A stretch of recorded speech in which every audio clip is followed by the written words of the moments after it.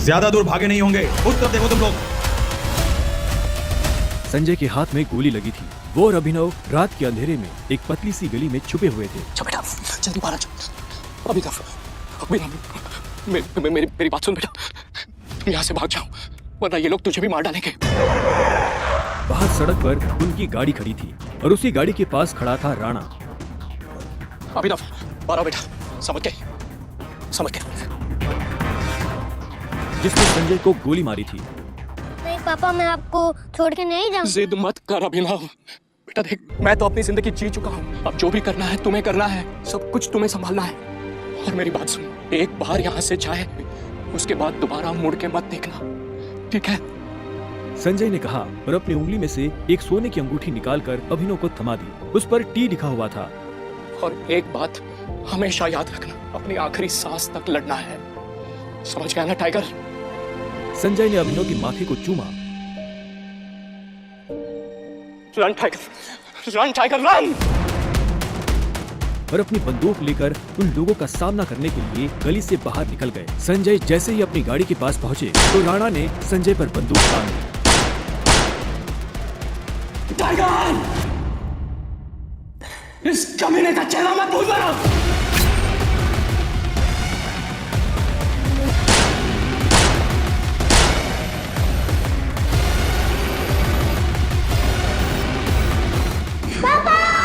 अभिनव चिल्लाया और अचानक से उसकी नींद खुल गई। पसीने में तरबतर अभिनव अपने बिस्तर पर उठकर बैठ गया और गहरी सांसें लेने लगा। 18 साल, पिछले 18 सालों से ये सपना इसी तरह से अभिनव को परेशान कर रहा था। अभिनव ने पहले अपनी उंगली में पहनी उस अंगूठी को देखा और फिर बाथरूम की तरफ बढ़ने लगा।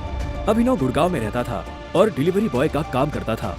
हालांकि इस काम में उसका मन नहीं लगता था, लेकिन अनाथ आश्रम से निकलने के बाद उसके पास ये करने के अलावा और कोई चारा नहीं था। 18 साल की उम्र में उसने अपना खर्च खुद उठाना शुरू कर दिया था। उसकी जिंदगी में बस एक ही खुशी थी, उसकी गर्लफ्रेंड वैभवी। जब भी वो वैभवी को देखता तो अपने सारे दुख भूल जाता था और आज तो वैभवी का जन्मदिन था, इसलिए अभिनव जल्द से जल्द उससे मिलना चाहता था। अंकल ये केक कितने का है? 600 गए और ये पेस्ट्री? वो 60 गए। एक दे दीजिए। असल में अभिनव और वैभवी ने यह तय किया था कि वो पैसे जोड़कर अपने लिए किराए का एक बड़ा घर लेंगे, इसलिए वो पैसे वेस्ट नहीं करना चाहते थे। Thank you. कुछ देर के बाद जब वो वैभवी के घर के बाहर पहुंचा तो उसने देखा वहाँ काफी रंगीन लाइट्स जल रही थी और वहाँ से तेज म्यूजिक की आवाज आ रही थी।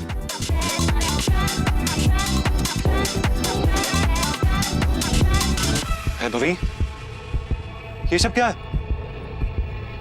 ये कौन है वैभवी? देख नहीं रही है, डिलीवरी बॉय है। पर हम तो केक मंगवा चुके थे ना, फिर तूने पेस्ट्री क्यों मंगवाई? ओह याद आया, ये तो वही डिलीवरी बॉय है ना जिसको तू डेट कर रही थी। ओह कम ऑन यार वैभवी, तेरा स्टैंडर्ड इतना गिर जाएगा मुझे नहीं पता था। Babe, happy birthday babe. Abhinav Deven को अच्छी तरह से जानता था। वो एक बड़े बाप का लड़का था और हर वक्त वैभवी के आसपास मंडराता रहता था। देवेन को यहाँ देखते ही अभिनव का दिमाग खराब हो गया। उसके हाथ में एक बड़ा सा गिफ्ट था, उसके आगे अभिनव के हाथ में लटकी पेस्ट्री की थैली कुछ भी नहीं लग रही थी। मेरी वैभवी को छूने की तेरी हिम्मत कैसे? दोस्तों, तुम लोगों को मेरे ऊपर डाउट था ना, मेरे स्टैंडर्ड्स पर डाउट था। अब बताती हूँ मेरे स्टैंडर्ड्स क्या हैं। मैं तुमसे ब्रेकअप कर रही हूँ। और नहीं तो क्या, बेचारी कब तक तुझ जैसे गरीब के साथ ऐसी आधी पेस्ट्री खाती रहेगी? साला तेरी हिम्मत कैसे? तो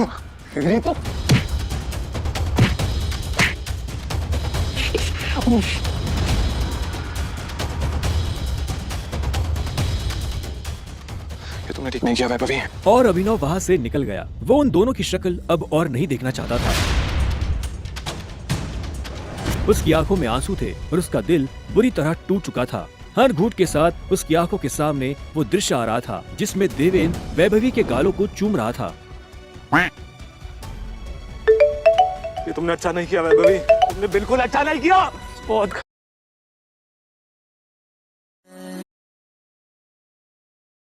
किया तुमने मेरे साथ, बहुत गलत किया। अभिनव धोखे के नशे में डूबकर बेहोश हो चुका था, लेकिन उसके लिए ये रात यहाँ खत्म नहीं होने वाली थी। उधर जब अभिनव सड़क पर बेहोश हो गया था, तब इधर सनी सिंह अपनी गाड़ी में बैठा बेचैन हो रहा था। सनी सिंह की बहन अनन्या उसके गले का कांटा बन गई थी। सनी अपने दादा हरदेवपाल सिंह की नजर में आने के लिए और अनन्या को रास्ते से हटाने के लिए कुछ भी कर सकता था और आज वो अपनी गाड़ी में अपने आदमियों के साथ निकल पड़ा था अपनी बहन को सबक सिखाने के लिए।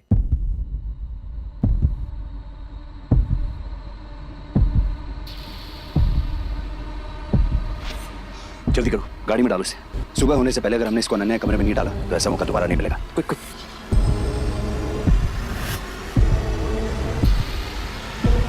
सनी के आदमी अभिनव को उठाकर सीधा रूम नंबर 409 में घुस गए। इसके कपड़े उतारो और बेड पे लिटाओ उसको। कपड़ा उतारो इसका। उन्होंने अभिनव को बहुत आहिस्ते से उस बिस्तर पर लेटा दिया। वहाँ पहले से सनी की बहन अनन्या सोई हुई थी। सुबह जब अभिनव ने करवट बदली तो उसका हाथ एक नरम हाथ से टकरा गया। अभिनव की नींद टूटी और उसने देखा कि वो एक अनजान लड़की के बगल में लेटा हुआ था।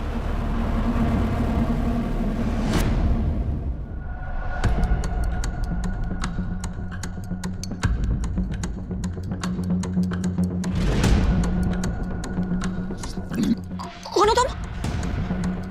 तुम मेरे कमरे में क्या कर रहे हो? तुमने मेरे साथ क्या किया? अबे नहीं, वो मेरे साल में। छी छी छी छी छी छी छी। शेम ऑन यू बहना। मुझे तो तुम्हारे कैरेक्टर पर हमेशा से डाउट था। इतनी बार मैंने दादाजी को समझाया, बोला, पर हर बार बोले मेरी अनन्या ऐसा नहीं कर सकती। लो, कर दिया तुम्हारी अनन्या ने ऐसा। अब पता है दादाजी को उनकी पोती की ये जो रंग रलियां चल रही है इनका से लाइव टेलीकास्ट दिखाने के लिए मैंने उन्हें यहाँ बुला लिया। भाई मुझे नहीं पता, भरोसा करिए। क्या हुआ, कैसे हुआ?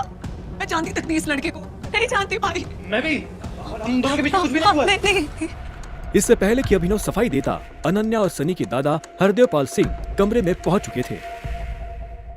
उनके पहनावे से समझ आ रहा था कि वो बहुत अमीर आदमी थे। अनन्या को इस हाल में देख उनकी आंखें गुस्से में लाल हो गई थी। मुझे तुमसे ये उम्मीद नहीं थी। दादाजी, आप जैसा सोच रहे वैसा बिल्कुल नहीं है। अनन्या, तुम्हें अच्छे से नियम पता थे, फिर भी तुमने सारे नियम तोड़ दिए। नहीं दादाजी, नहीं। और तू? जब अभिनव की नजर हरदेव से मिली तो उसे लगा कि वो अपनी आंखों के सामने मौत देख रहा है। तूने मेरी पोती के साथ रात गुजारी है ना?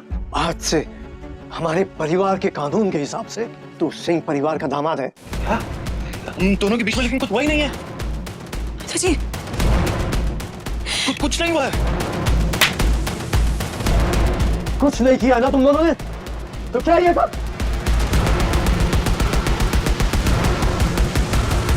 इससे पहले कि अभिनव कुछ समझे, हरदेव के आदमियों ने उसे मारना शुरू कर दिया था। अभिनव हरदेव की उम्र का लिहाज कर रहा था, इसलिए उसने अपने आप को रोक लिया था। अनन्या, इसे हॉस्पिटल भेज देना ताकि शाम को अकरम की पार्टी में आने के लिए ठीक ठाक से तैयार हो जाए। और याद रखना, मुझे शाम को अकरम की पार्टी में ये तुम्हारे साथ जरूर नजर आना चाहिए।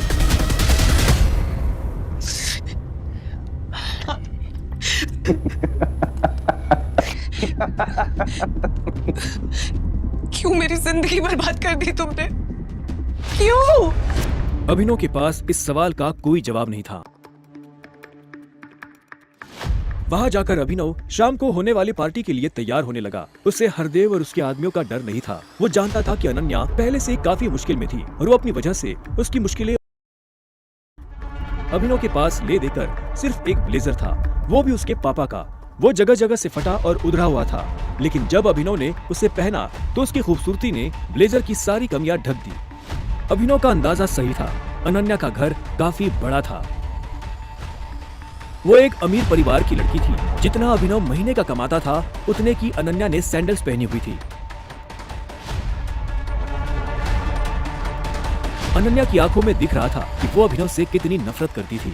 अभिनव भी पार्टी में इतने बड़े लोगों के बीच जाने से घबरा रहा था। उसी घबराहट में उसने कब अपने पापा की अंगूठी को उंगली में गोल गोल घुमाना शुरू कर दिया, उसे पता ही नहीं चला।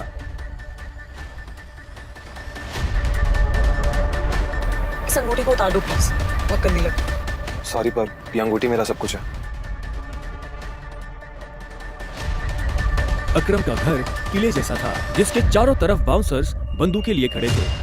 जैसे ही अनन्या और अभिनव अंदर आए तो इतने में उसकी नजर देवेन से टकरा गई। तू यहाँ क्या कर रहा है साले? Yes, my husband. अन्ना पागल हो गई हो तुम। इस सड़क छाप में ऐसा क्या देख लिया? किससे शादी कर ली? जुबान संभाल के बात कर। नहीं तो क्या कर लेगा तू? बोलना, क्या कर लेगा? देवेन भी तैश में आ गया। अभिनव उसके ऊपर हाथ उठाने ही वाला था। इतने में उन दोनों का झगड़ा देख पार्टी का ऑर्गेनाइजर अकरम वहाँ पहुँच चुका था। क्या हो रहा है यहाँ?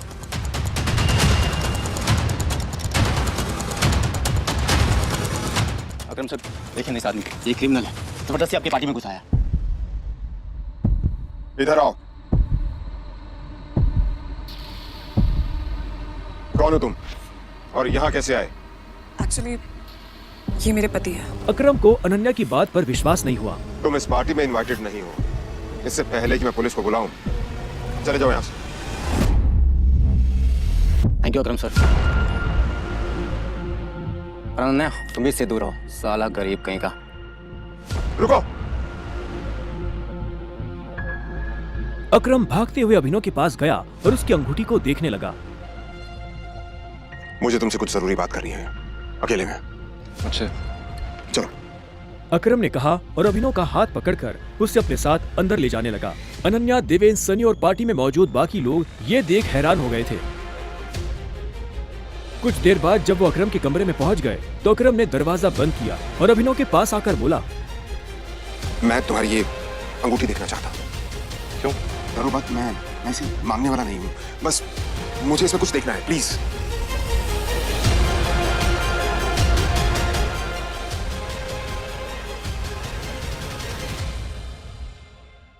टाइगर? टाइगर? अभिनव ने अकरम के मुंह से ये शब्द सुना तो वो हैरान हो गया। उसे अचानक से अपने पिता के वो आखिरी शब्द याद आ गए जो उन्होंने अभिनव से विदा लेते हुए कह दिए थे। लेकिन अभिनव हैरान था। उससे समझ नहीं आ रहा था कि अकरम ये सब कैसे जानता था। आखिरकार मैंने तुम्हें ढूंढ ही लिया, टाइगर। टाइगर? हाँ, पिछले 18 सालों से मैं तुम्हें ढूंढने की कोशिश कर रहा हूँ। तुम हमारे टाइगर हो, हमारी हजारों करोड़ों की एम्पायर के वारिस, जिसे हम 3 दोस्तों ने मिलकर शुरू किया था। मैं, तुम्हारे पापा संजय गढ़वाल और राणा अग्निहोत्री। वो देखो। इतना कहते ही अकरम ने दीवार पर टंगी एक तस्वीर की तरफ इशारा कर दिया जिसमें संजय, अकरम और राणा तीनों मौजूद थे। राणा को देख अभिनव को झटका लगा। उसकी आंखों के सामने वो सपना फिर से हरा हो गया जो वो हर सुबह देख कर उठता था। उस रात अभिनव के पिता को जिस आदमी ने गोली मारी थी वो राणा था। दोस्त होने के बावजूद राणा ने अभिनव के पिता के साथ गद्दारी की थी। अभिनव की आंखें चिंगारी सी लाल हो गई। क्या हुआ? तुम इतना गुस्से में क्यों? नहीं, मैं ठीक हूँ। आप मुझसे कुछ कहना चाहते थे? हाँ, तो मैं तुम्हें हमारी कंपनी द माफिया किंग के बारे में कुछ बताने वाला था, जिसे हम 3 दोस्तों ने मिलकर खड़ा किया था। द माफिया किंग, जिसके नाम से पॉलिटिशियन, सेलिब्रिटीज, इस देश का सबसे बड़ा आदमी भी कांपता था। लेकिन तुम्हारे पापा के जाने के बाद सब कुछ बिखर गया और इस दौरान हमारे कई दुश्मन खड़े हो गए, जिसमें सबसे बड़ा दुश्मन है इकबाल शेखावत। वो तुम्हें कई सालों से ढूंढने की कोशिश कर रहा है ताकि तुम्हें मारकर वो हमारा नामो निशान खत्म कर देना चाहता है। फिलहाल द माफिया किंग का सारा काम राणा का बेटा मोंटी संभाल रहा है। अब तुम आ गए हो तो इस कंपनी की भागदौड़ अब तुम संभालोगे। अपने पापा के काम को अब तुम्हें आगे बढ़ाना होगा, टाइगर। ये सुनते ही अभिनव के कान खड़े हो गए थे। कल तक उसकी जेब में 100 रुपए भी नहीं थे और आज अचानक वो हजारों करोड़ की कंपनी का मालिक हो गया था। अब आगे क्या होने वाला था? अभिनव अपने पिता की मौत का बदला ले पाएगा? कैसे एक डिलीवरी बॉय संभालेगा अपने पिता की हजारों करोड़ की कंपनी द माफिया किंग को? जानने के लिए सुनते रहिए द रिटर्न ऑफ टाइगर, सिर्फ पॉकेट एफएम ऐप पर।